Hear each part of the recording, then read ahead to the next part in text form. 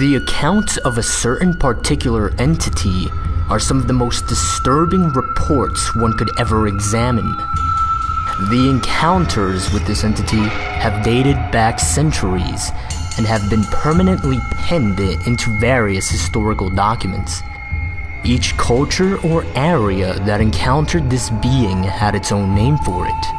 The operator, the tall man, even master. Today, it is most commonly known as Slender Man. In recent years, it's actually been a phenomenon that's been taking off, and it's been pretty viral. It's even gotten to the point where the legend has its own video game being developed for it. However, its presence in history is certainly undeniable. There are many recorded accounts documenting encounters with this entity. One such disturbing account, stemming from a German journal dating as early as 1702, writes, "My child, my Lars, he is gone, taken from his bed. The only thing that we found was a scrap of black clothing. It feels like cotton, but it is softer, thicker. Lars came into my bedroom yesterday, screaming at the top of his lungs that the angel is outside. I asked him what he was talking about, and he told me some nonsense fairy story about the tall one. He said he went into the groves by our village and found one of my cows dead, hanging from a tree. I thought nothing of it at first, but now he is gone. We must find Lars, and my family must leave before we are killed. I am sorry, my son. I should have listened. May God forgive me." Despite different cultures attributing different names to this being, all descriptions of it share some very common traits. The Slender Man is described as being a tall man. In many reported experiences, it is said to have the appearance of wearing a black suit and maybe even a tie. Now, there's an important distinction to be drawn here. If this being indeed wears a suit, it can be concluded that it has an awareness and some sort of intelligence. However, if it does not, and it just seems to have the appearance of doing so, then it's hypothesized that it has a natural ability to merge in its surroundings, and in this case that would be with our society, our culture. It may be why this entity has even been evasive for so many centuries, despite an ever-evolving and ever-changing culture. It is also reported as having no eyes, no mouth, no hair, and no distinguishable facial features. Different reports describe it as ranging anywhere between 6 to 15 feet in height.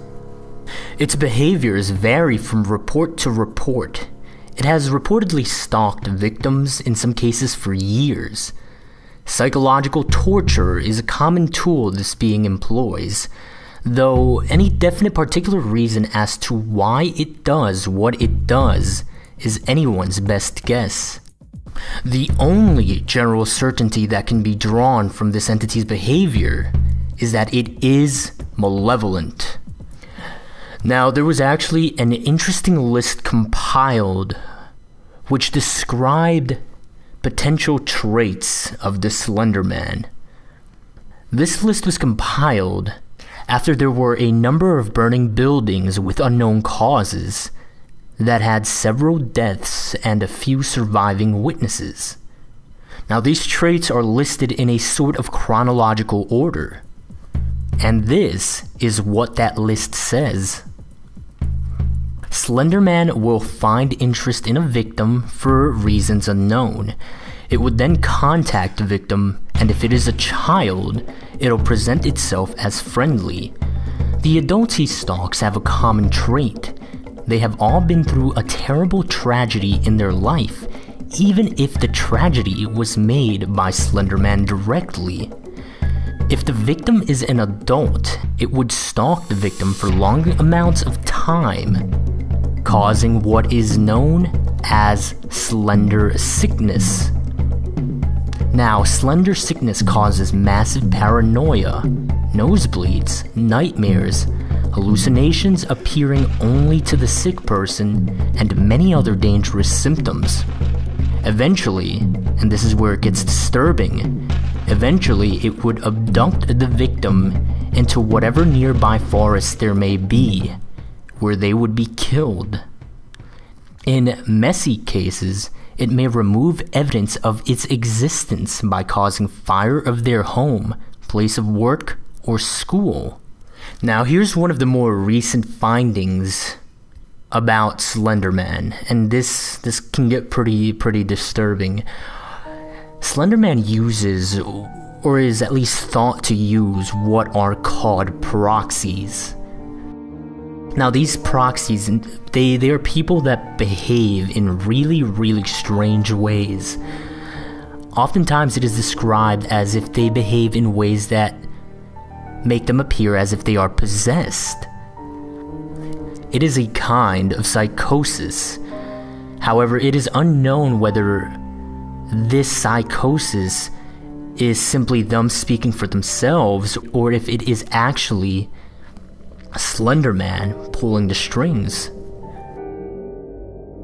In its most generalized form, you can consider these proxies insane individuals that are apparently under its control or influence. Now, this is because these proxies tend to act based on what this entity might want or need, sort of like servants. Now, the idea is that these people do all the physical interaction for it. Quite significantly here is the idea that they might even destroy or even leave evidence for it. They may even serve as sort of a communication medium, which is really disturbing considering the potential forms of media that they can communicate through.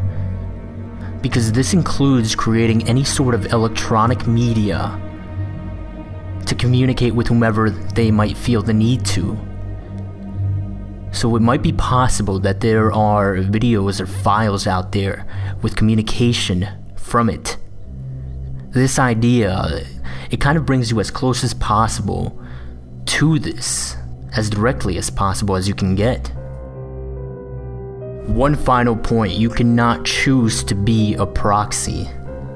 There are reports or accounts in which people have tried where they've wanted to, but it doesn't work that way. In short, it chooses you, you do not choose it. And that, I think, is probably one of the scariest aspects of this entire thing. Apparently there are organizations tracking it, however not much is known about this as one would suspect. In fact, it's even to the point where one of the organizations is literally just called the organization. It's been given aliases such as Optic Nerve, the Unknown Organization, the Bureau, and even the Anti-S-Walker Unit. But all in all, it's just an unnamed organization. One report states that there was an interview with a detective. This detective did not state where he worked from, he only stated that they were based in Washington in the United States. Based on these reports, it is known that the organization pretty much knows about as much as we do when it comes to the Slender Man. However, some extra information includes that they refer to Slender Man as a serial killer whenever they are talking to civilians. They have been researching this entity for many years. They believe he has killed and that he's active throughout the nation, and they do not know how to neutralize him. But beyond that, there is very little known about this organization. There's actually another very interesting foundation that very little is known about. The foundation itself is called SCP. This foundation's initials stand for secure, contain, protect. What they essentially do is they find anomalous objects that are considered not to belong in physical reality or in nature, and they contain them because these objects might be seen as a threat to the stability of our existence. The items they contain are actually referred to as SCPs, and this foundation has actually contained an SCP that is often thought to be the Slender Man because of its nature and the way it works. This SCP is called SCP-582. Its alias is Bundle, and here's a description directly from the SCP archives. SCP-582 is an adaptive, self-propagating meme in the form of an entity most often referred to as blank. It's blanked out. SCP-582's primary ability is passive reality modification. Any fictional account written about SCP-582 will become a factual record of a manifestation of the entity in which SCP-582 will carry out all actions attributed to it in the narrative. These manifestations will happen at whatever time and place is specified. If no specific location or time is given, the manifestation will occur at any opportunity that will meet the narrative's criteria. Now here's what's really interesting about how they are handling this, and for this reason we are here in the video solely referring to this SCP by a factual name in which no narrative can be established. This is how they're handling it. It says, all major internet search engines are to be monitored for any references to SCP-582 under any of its known names. Copies of all media relating to SCP-582 are to be stored in Secure Archive 582. The original sources of these materials and all records regarding the individuals responsible for the creation of such are to be expunged as outlined in Document 582-RP. Now here are the specifics of how this relates to Slender Man. This SCP has been noted to share some abilities as Slender Man. For example, it appears or disappears at any place or at any time. But according to the SCP Foundation, Slender Man does not exist. And that's probably one of the more fascinating reasons. In the past decade, there have been increased reportings of encounters with the Slender Man. There is one interesting connection to note with another reported entity known as the Rake. Now, the Rake gives off what is known as sigma radiation. This is a type of energy signature that was unknown when it was first discovered, and it's still under investigation. This energy signature is not exactly radiation, but there was no other way to name it. It was something that was unknown. It was something new. And so sigma radiation was given as a way to label it and to identify it. This was found in the bloodstream of victims of the Rake. What's interesting here and its connection to Slender Man is that Slender Man, in one or two cases, maybe a few, left behind what was a sort of fabric, a piece of cloth, and this cloth gave off that very same energy signature. Now, more information will be compiled for a future summary video of what the Rake is. But because of all of this, it is thought that there is some relation between the Slender Man and the Rake. There have even been mentions of a modern cult who worships the Slender Man, who see him as some sort of holy being and that his actions are a blessing. The Slender Man is certainly one of the most notorious entities in existence. Quite possibly the most disturbing aspect of investigating the Slender Man is the inexact nature of its origin. Its malevolent, mysterious nature is one that garners a lot of deserved attention. This is what we know so far. There is still much to learn. New information is acquired and new hypotheses posed as further investigation is done.